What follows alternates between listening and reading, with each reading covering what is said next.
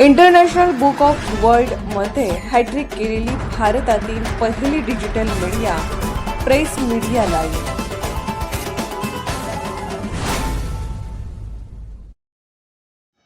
शिक्षणाच्या माहेरघरात निर्भीड लेखणीचा सन्मान. अहो, पत्रकारिता म्हणजे काय? आजकालच्या काळात पत्रकारिता म्हणजे नुसती जी हुजुरी आणि कॅमेरा चमकवणं उरलंय की काय असं वाटत असताना पुण्याच्या मातीत एका वेगळ्याच धाटणीचा सोहळा पार पडला. निमित्त होतं महाराष्ट्र दिनाचं, पण रंगला तो कर्तृत्वाचा सोहळा.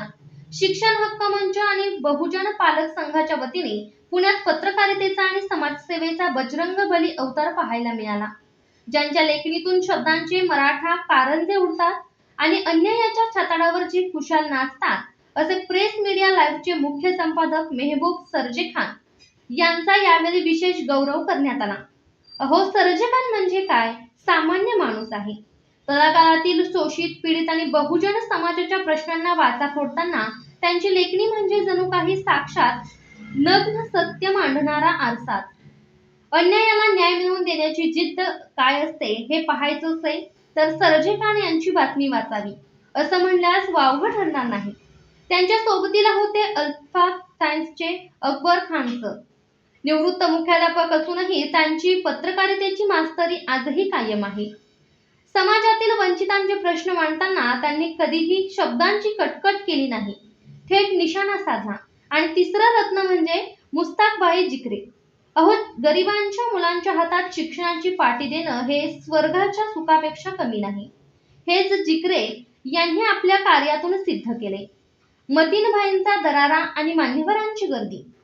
हा सोहळा मतीनभाऊ मुजावर यांच्या अध्यक्षतेखाली पार पडला. मतीनभाईंनी या तिन्ही सत्कार मूर्तींचे कौतुक करताना जे शब्द वापरले ते ऐकून सत्कार मूर्तींच्या चेहऱ्यावरचं समाधान म्हणजे जणू काही अष्टविनायकाचा आशीर्वादच. शाल, श्रीफळ आणि पुष्पगुच्छ देऊन जेव्हा हा गौरव झाला, तेव्हा कॅम्प परिसरातील या कार्यालयात टाळ्यांचा जो कडकडाट झाला, त्याने अन्यायाचे बालेकिल्ले नक्कीच हादरले असतील. वक्त्यांची तोफ आणि उपस्थितांचा थाट. यावेळी अहमदभाई सय्यद, आरपीआयचे फिरोज मुल्ला आणि प्रहारचे नौशादभाई शेख यांची भाषणं म्हणजे जणू काही विचारांची मेजवानी.